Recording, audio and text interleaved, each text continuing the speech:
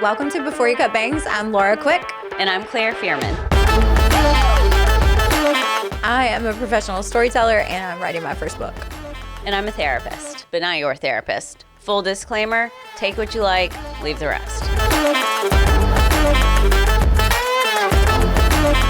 So, after we recorded our last session, why do I keep saying session? You are a therapist. Episode. Literally, you're a therapist. It's fine. It's a recording session. That's true. Thank you. And it's an episode.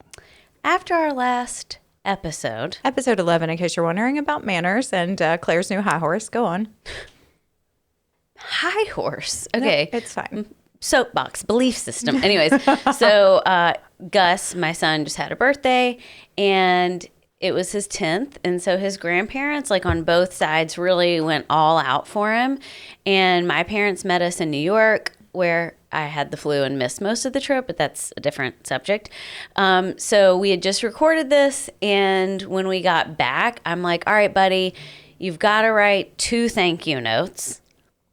2. To each set of grandparents. And y'all, this kid, it was like I told him, we have to waterboard you for With an Dasani. hour. With Dasani. I'm sorry. I took a picture because he just flopped face down on the couch, like dead weight, like arms couldn't move. And then I even wrote out the sample, like, Dear Nezzy and Cappy, thank you for the blank. I really enjoyed blank the most. He just had to Mad Lib it. That's it. I made a Mad Lib for him. I'm like, adjective, noun, verb. And then Gus is my very logical kid. Like, why? I need to know why. Like, he got the Curiosity Award at school a couple years ago. So I love him. He's so cute. He's so cute. So he's like, why? Show me why. So I'm like no 10-year-old wants to hear like the psychology of gratitude. So I pull out the etiquette book and I'm like, because that was the most logical explanation. So I read a blurb from Emily Post's etiquette book. Of course you did. And the sample is, Dear Aunt Kathy and Uncle Jim, thank you for the martini shaker. We're so looking forward to seeing you at Cape Cod. He laughed so hard. He's like, can I put martini shaker? And I was like, you cannot. But I was like, but I'm also going to write a book on this. So sit at the table and you cannot play Nintendo Switch until you write these notes. And it took him 2 hours to agree. But we were like in a full standoff. I was like, you're doing it. And he did it.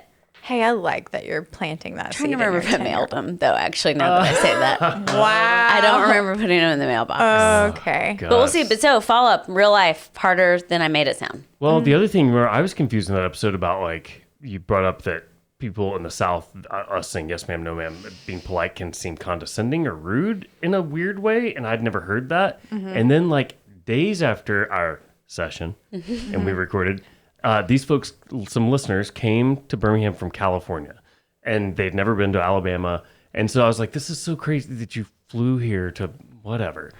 I was like, but you have to come by the radio station. I would like to, interview you about your experience here. And it came up. They were like, we're so blown away by all of the opening doors and the waves and yes ma'ams and no ma'ams and hey baby and blah, blah, blah.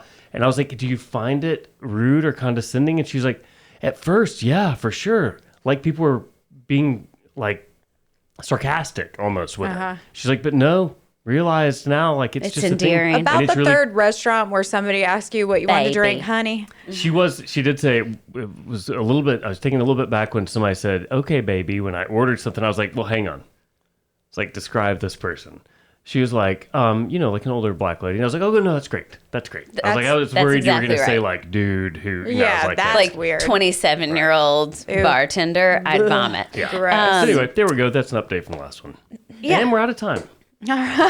Fine, we'll move on to this week, but I did want to follow up on that, and I think there's going to be more from my mouth to your ears. We're have not mad about it. Gus on to tell his side of the story. Exactly. He'll be like, my mom is mean, is Oh. I think what he would say, probably. And that's actually what you want your kids to think about you in some categories, I think. Oh, really? Yeah.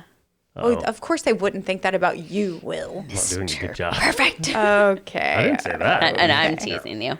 Okay, Laura, What are we doing today? Well, I think that in brainstorming, we had a long session at my house. Maybe some of you all saw that on social media where Claire brought a notebook. It's super exciting. And we really want to talk about things that we feel like are relevant.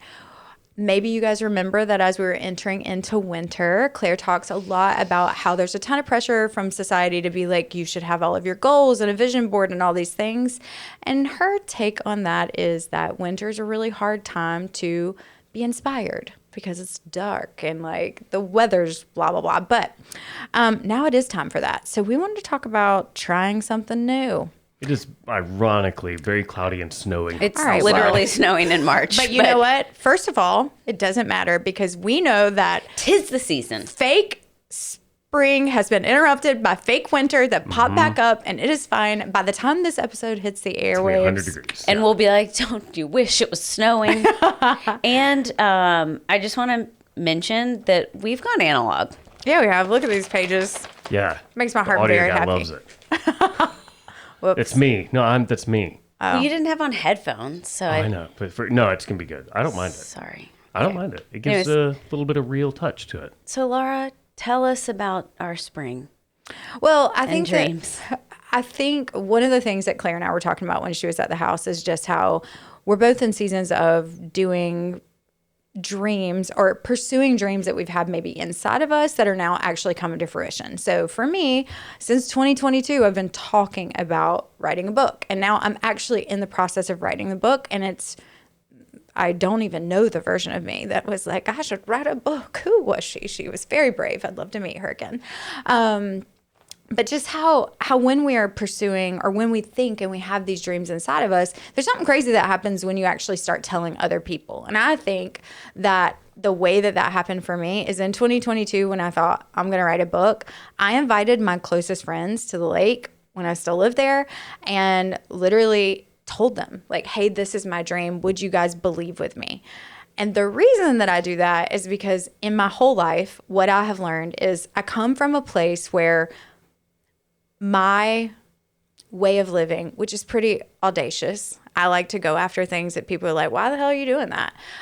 Was not rewarded. I don't come from a family where they really rewarded taking big risks. Like I remember a time when my dad saw my paycheck stub when I was in my mid-20s and was like, sister, you can never leave this job.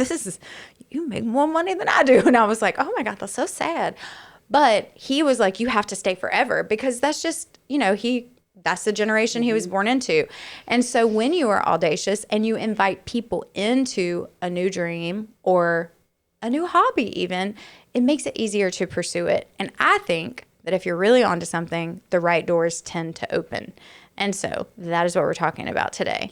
If you're a person who is thinking about starting something new or you have a dream inside of you, whether it's entrepreneurship or trail running or writing a book or starting a podcast or whatever it is, what does it look like to have courage to do those things? Well, I think I just had a funny moment when you were using the word audacious. Like for me, it's a little bit more impulsive. And that's like how...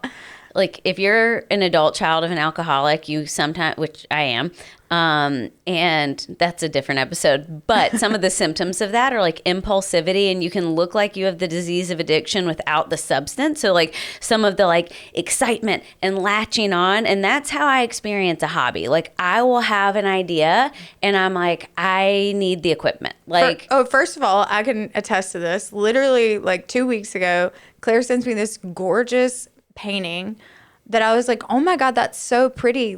And she was like, yeah, this is from my office. I was like, where did you get that? And she's like, oh, I painted it. And I'm like, I'm sorry. What? But she legit went out, got the canvas, got all the paint, mixed it, came up with a design, painted it. And I'm like, oh, okay. Same thing with knitting. Ukulele, needlepoint, trail running. Let me count the ways that I'm like, it's like when I get a new notebook, I'm like, this is what's going to change my life. Uh-huh. So I think... Love a good calendar. I think hobbies are different than creative expression. So like a book writing or starting this podcast, neither of those things are like a whim, or it could have been a whim, but we really stuck with it. And I think it's important to notice the difference, and both are valuable. And I'll hold off on the psychology piece. What was the question you asked me before I get into psychology? Yeah, because I do want to talk about, I was actually sitting at a lunch yesterday where this guy was talking about reading this book called Strength to Strength, which really, I've never read this book, but his synopsis was the idea that when we're in the first part of our life, so the first half of our life, it is really easy to learn new things. And obviously now we know that you can still continue to learn new things, and I'm sure you're going to talk about the science of our brain, but it was talking about crystallizing what you've learned and then how that turns into wisdom. And I don't know, the book sounds fascinating. I'll probably read it. But it honestly gave me a little bit of anxiety when I was walking away, because I'm like, holy shit, I'm over 40 now. Does this mean that have I crystallized? No more learning new things, no more being creative. Well, that's the fear, right? So whether it's hobby or a creative endeavor, or starting a new business, or whatever leaving your a job, big dream is. Having another kid later in life, because now it's like geriatric pregnancy after 35, but also it's like, yes, it's cool to have that baby in your 40s. Like, there's a lot of different schools of thought. Yeah, so I think this could apply to anyone with whether they're thinking dreaming big, creative, hobby.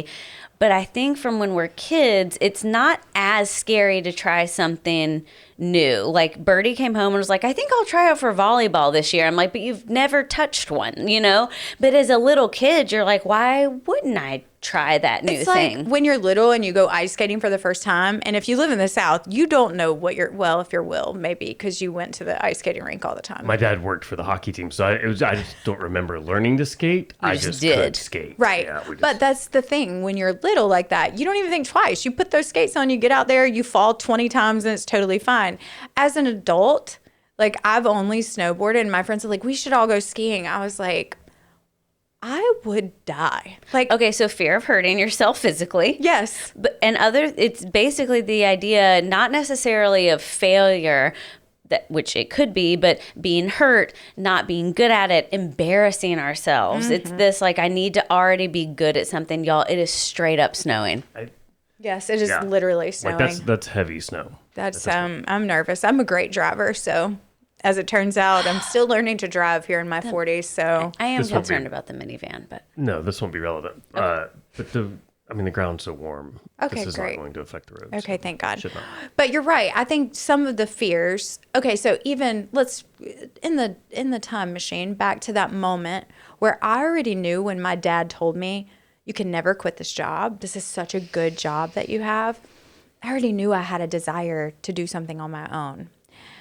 But that fear played over and over in my mind. I'm a single mom. Like, so, and I know we're talking, that's about a job, and, there's some very low buy-in. If you just want to start knitting, or if you want to go to Hobby Lobby and get some paint supplies, I don't know where you get paint supplies. Forstall. Never. Oh, I love Forstall. I only get art framed there, though.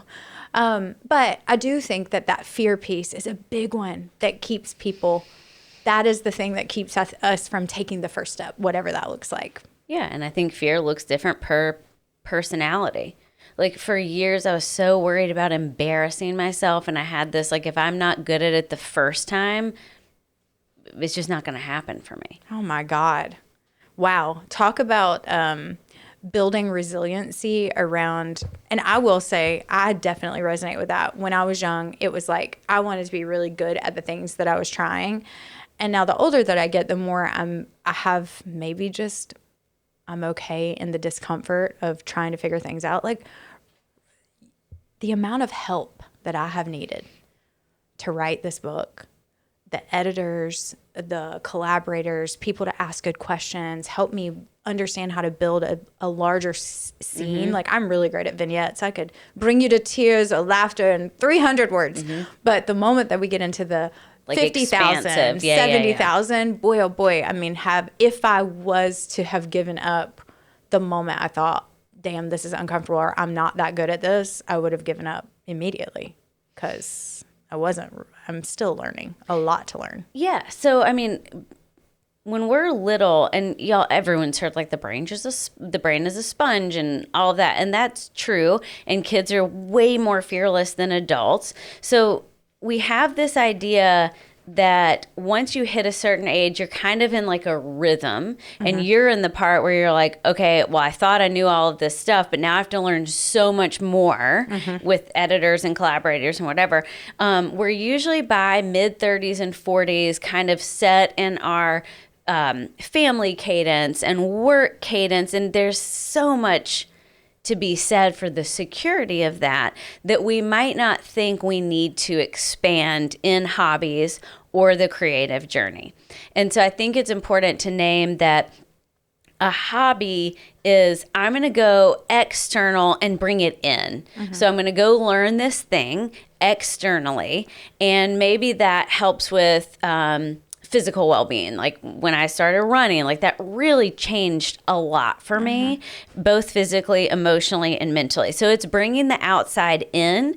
It can feel risky, but it's less risky because there's like laughter involved. Like if you make a mistake, hopefully you have humor around it. Everyone's playing Mahjong, it seems. That's a really complicated game. It's being able to like have fun, bring this new thing in, challenge the brain.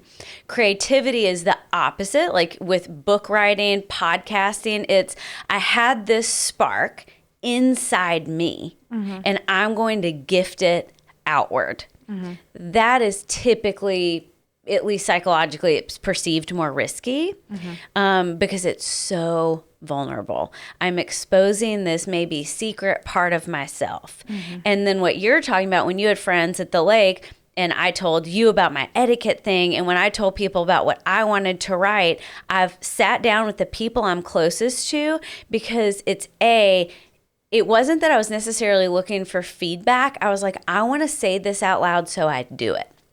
Oh, I think that one of the things I've learned about myself is over the years is I lived in a secret vacuum a lot, where I was like, I have this thing and I want to do it, but I'm not going to tell anybody. Like fear. A gatekeeper thing? Oh, no. I don't think it was like fear somebody's going to steal my idea. I think it was more of just like, what if people think this is dumb? Or what if this isn't a good idea? So maybe I should run it down the road. But I do think what I have learned is that if you bring in trusted people and you tell them, they start to mirror back to you like, wow, that you would be so good at that. Like when you told me about your etiquette thing, I was like, Claire, this is it's such a cool niche. Like you have such a fun voice, and nobody will, well, maybe some people will be like, how dare you say we can't do potlucks anymore? But I thought it was really cool. And it sounds like more and more doors keep opening, which is, I think, how you know you're onto something good. Back to hobby though. I like what you said about that a hobby is something that is kind of personal. Like it's something you can do on your own at your kitchen table, and you don't really have to bring anybody in. Unless, you join the trail running crew. But it's true. I really never thought of it that way. Well, in hobbies, I mean, both probably, but hobbies more so will challenge the adult like competency level. Like, can I still do this? Like, can my body still do it? Can my brain still do this? And so that's a competency challenge, where creative endeavors, like when I decided to paint, or when I can like joke about I've bought the ukulele, the needlepoint, the whatever, that's identity. That's hugely different. Now, hobbies can become identity. Like I've met all these new friends in trail running and whatever, but I wouldn't say my hobby is my identity necessarily. But working on this etiquette stuff and you working on your book, that's an identity challenge of like, who am I? What do I believe? What are the gifts I want to give to the world? Like, how do I want to heal the world with my own story? One of the things I learned at Onsite was this, like, the difference between a human being and a human. Onsite's therapy camp, by the way, and it's great. And we've both gone as clients. So go ahead. Oh, yes. So sorry. Yes. If you ever have the opportunity, my vote is you go. But Onsite therapy camp, adult summer camp, if you will, one of the things they teach you there is you're not allowed to tell people what you do. So you're not allowed to talk about your job for the whole time you're there. It's like a subject that's just off the table. And it forces you to be a human being when oftentimes we're just so good at being human doings. Like who we are is so associated with how we make our money. That it really challenged me to think about, okay, if I can't tell people what I do for a living, what do I say about myself? And it really helped me untether myself, my identity from my job. Because if Good Grit went away, if the book went away, if I was just this woman that I got to be friends with you, I would be able to say I'm a storyteller, and I don't have to make money to be a storyteller. Yeah. And, you know, my thing is like the challenge, right? I love a challenge and like proving to myself that I can do it, like whatever, learning to ride a unicycle. I was about to say the like, unicycle sticks out to me so hardcore. Because it's like the prime example. Because I don't care. I don't want to ride a unicycle, but it looked so challenging and almost impossible that I was like, I have to learn so I can understand like how it works. And so once I could ride it, I never rode it again. Once I passed my goal of like being able to ride it for so long and turn and do all this stuff, then I was like, okay, and I've not touched it since. Like the other day I thought like I should just post this and be like, hey, this is free to a new home, but you have to send me a video in 3 months of you riding it. Like you have to teach yourself to ride it. But, or I'm coming to get it. You would like repo it? And then you have to give it to someone else or like whatever. I think that's a cool thing. Like Reed borrowed it and learned how to ride it. And he's like, okay, good.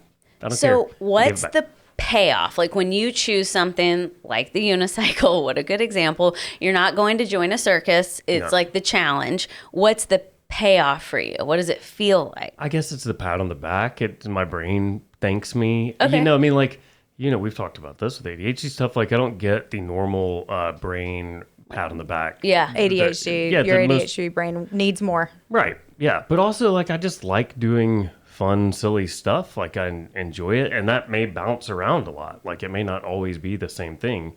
But, like, I'm learning to do a backflip when I was almost 40. Like, I've never done a backflip. I was like, I'm going to learn to do that. And so I did. So you go more towards, like, the physical challenge. I think probably so. Yeah. I think so. Like the thought of learning how to do a backflip gives me incredible anxiety. Sure, it did a little bit, but You whatever. did it. It's actually, and then it's really easy once you learn how to do it. But whatever.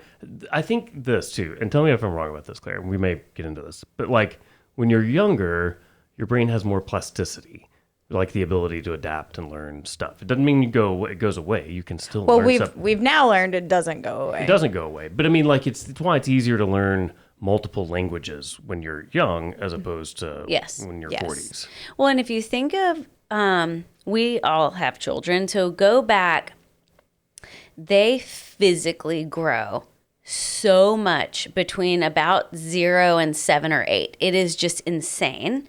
And then in those tween years, it's not a ton. And then overnight. And then post-puberty, I mean, Birdie's taller than me, and I'm like, what happened? Yeah, well, Liam's not that about it the same human took a from lot, a year but, ago. Yeah. so then they have that next spurt, and then we kind of stabilize. That's like it, you know. Like some guys will have like a later spurt in high school, but after that like big push, we're kind of done. You can think of the brain in the same way, like as the body grows. But what we do know is, as adults, it just takes repetitive pattern over and over and over again, and the kind of thinking part of the cognition is the belief that you can, that it's possible. Because I mean, I can remember being in my 20s and asking my mom to go camping, and she's like, I don't do that anymore. And I was like super sad, but honestly now I like also kind of dread camping, and I'm like, I totally see that. But I think there was a belief for our parents' generation that you can't teach an old dog new tricks, and it kind of is what it is, and you stay in the same job forever. And the millennial generation, or your ex, I don't No, really no, know. no. I'm 80, Okay. which honestly used to. No, 80 is 80 X. is X, yeah. Used to like went from like I feel okay, like X is the lost generation. no, honestly, because it said so whatever year to 79 was whatever, and then 81 to, and I was like 80 is just Hello? not in there, and then they did change it a couple years ago and put 80 in. I would say you're more millennial than X. Well, regardless, we're around the same age, was my point, that I believe our generation really started challenging that. Like you can see that we kind of appear younger in a lot of ways than our parents might have at the same age.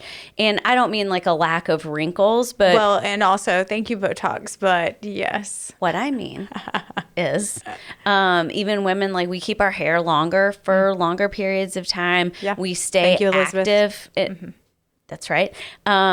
We stay active in different ways. And I think we're like pushing ourselves in different ways. We're not just like sitting down and doing crossword puzzles. Not that my parents were doing that at 40. Definitely not for everyone, but there is a much larger amount of people exercising and being active now than the generation before us. Yeah. That's right. Well, I mean, think about what they were marketed. Like, cigarettes are healthy. And jazzercise. Jazzercise and like put on a leotard and let's just, pump those 2-pound weights. Snackwell cookies. Blech. I mean, I loved them as a kid. Do y'all remember them? Oh, Devil's food? Yes, Devil's food. If I ate them now, I think I would have to spit it out. Like, I can remember it tasting like plastic, but I'm like, it's for me. Doesn't matter. I want it. Pull it out of the sleeve and Slim Fast and a Devil's food cookie. I mean, they were on Dexatrim, and like obviously our generation has our own variation of that. But yeah, I do think that when you look at they call us the Y generation, because we asked the question why. It was like curiosity became a big part of who we are as a generation when you think of millennials. So we started asking not only our parents why more for longer, but we also kind of started challenging what had been normalized. And I think we broke out of some of those things, which is a great thing. I agree. Yeah. I have a lot to say on generational things, but I'll zip it. So neuroplasticity is real. It takes a level of fearlessness of like, okay, I can fail and it can be super funny or who cares.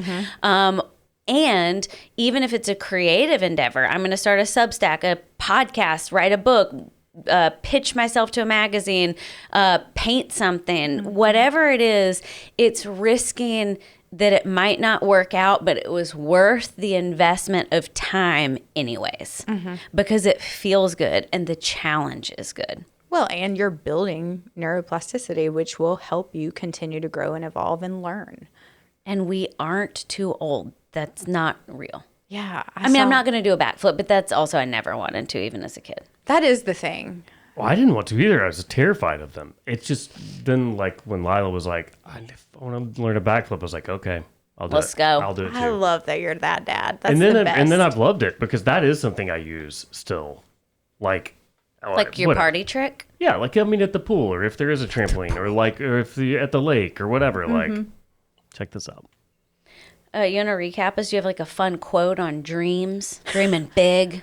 No, here's what I will tell you though. I think that anytime that I get to encourage somebody who maybe is nervous about saying their big thing out loud, I will just tell you that the sooner you can do it and say it to people who like love you and know you pretty well, the sooner you'll start to see like, man, this isn't just something that's inside of me. Like maybe this is in alignment with my gifts and I should pursue it. Doors will typically start to open the moment that you say things out loud.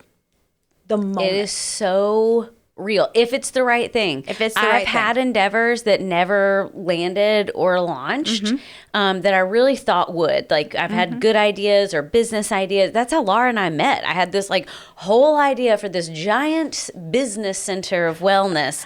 It wasn't a bad idea. It was a great idea. It was not the time for me. But you know what was the good idea? That I had an idea for a podcast. And that we got to open this door together, and we you sat said at yes. lunch Yes, for we hours did. and hours. So like it opened what is the phrase? Like a door closes and another window one opens. Something, One door closes, another one opens, right? Sure. Never correct me. So or the windows fly open.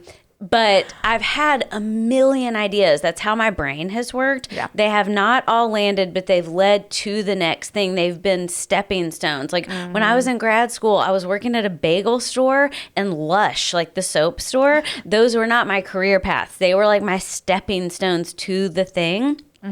So if your grand creative idea or the hobby doesn't stick, it just leads you to the next if you're open about it. Yeah, and to your point, like it all matters wherever you are. If you're not in the career you want to be or you haven't been able to start your dream yet, like I promise wherever you are will serve you later down the line. You just don't know that until you have enough perspective. I think we could all look back at our life and be like, I didn't know then what I was learning at Lush or let's say Utaka. I worked at a Japanese restaurant when I was 18 and only the woman yelled at me to move faster and to shut up. And, it was actually good training. What a for blessing. Me. What a blessing. Taught you how you don't want to yell at people. You should. Literally, it taught me, like, I don't want to be you. You suck. Wouldn't you, like, I would give a lot of money to see video footage of us in the service industry. Like, Oh, God. I was I was a Sonic skate girl, and I am the clumsiest Did you person. fall? All the time. I can I love imagine it. you coming in hot to windows, like, roll it down. Literally. And people would come just to see me fall, I think. And I talk about being okay with the failure. That was, but I made a lot of tips. People you felt did. so sorry I for bet me. you were I made so like cute. $150 a day. That was great. Oh man, I wish there was video. Yeah, well, I am so thankful there's not. Hey, here's a challenge. If you have a dream or a hobby that you're thinking of pursuing, talk to somebody about it. Call a tier 1. Let them know. And then It's worth maybe it. take a step, just one step.